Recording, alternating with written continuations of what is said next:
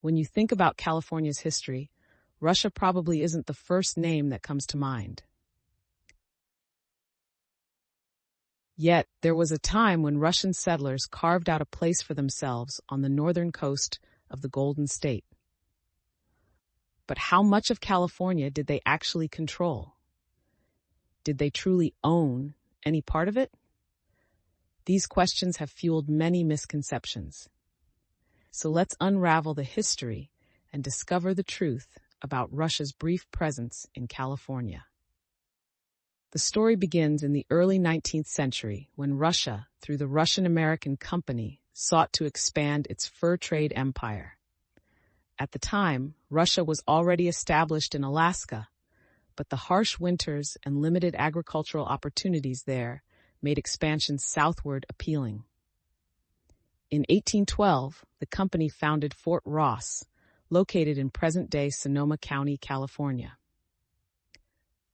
This small settlement became the southernmost outpost of Russian influence in North America. Fort Ross served multiple purposes.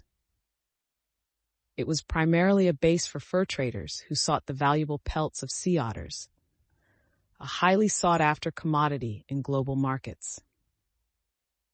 These traders worked alongside and often in competition with Native American tribes, particularly the Kashiapomo people, who lived in the area long before the Russians arrived.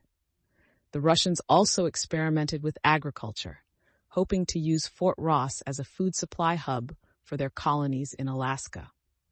While this plan seemed practical on paper, farming in California's diverse and challenging terrain proved less fruitful than anticipated. Despite these efforts, Fort Ross was never a large settlement. It housed only a small community of Russian settlers, native laborers, and Alaskan natives, with a total population that rarely exceeded a few hundred. Its geographic reach was also limited. Unlike the Spanish and later Mexican authorities, who established missions and pueblos across vast stretches of California, the Russians confined their activities to a small area along the northern coast. They made no formal claims to the land beyond their immediate surroundings. This limited presence challenges the idea that Russia ever owned California in the way Spain or Mexico did.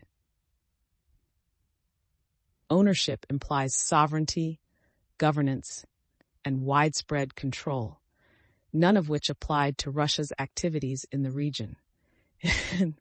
Instead, their settlement at Fort Ross functioned more like a commercial outpost, a remote hub for trade and resource extraction, not a stronghold for territorial conquest. As the 1830s progressed, the viability of Fort Ross came into question. The fur trade, which initially drove Russia's interest in the area, began to decline as the sea otter population was severely depleted. Agriculture, which was meant to sustain the colony, fell short of expectations. The challenges of farming in an unfamiliar environment, combined with a lack of sufficient labor and resources, made Fort Ross increasingly difficult to sustain. Additionally, maintaining this remote outpost placed a heavy financial burden on the Russian-American Company. Geopolitics also played a role in Russia's retreat from California. The settlement was far from the centers of Russian power, and protecting it from rival colonial powers like Spain, Mexico, and eventually the United States became an increasingly unrealistic prospect. By the late 1830s, it became clear that holding on to Fort Ross was not worth the effort. In 1841, the Russian-American Company sold the outpost to John Sutter, a Swiss immigrant whose name would later become synonymous with California's gold rush. With this sale, Russia's chapter in California's history came to an end. This brief but fascinating chapter often leads to misconceptions. Many people assume that Russia controlled a significant portion of California, but the truth is far more modest. Fort Ross and its surroundings represented the full extent of Russian presence, and even there, their influence was limited to commercial and subsistence activities. Unlike the Spanish colonizers, who established missions and claimed vast territories, the Russians made no lasting territorial claims.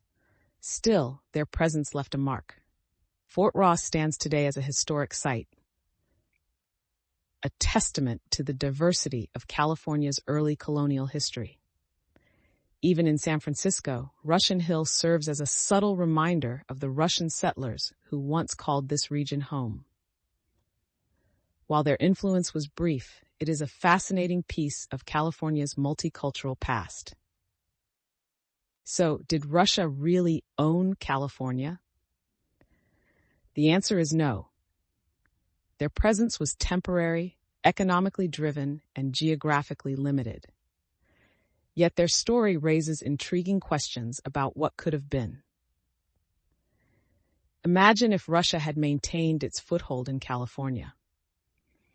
How might the state's history and even world history have unfolded differently?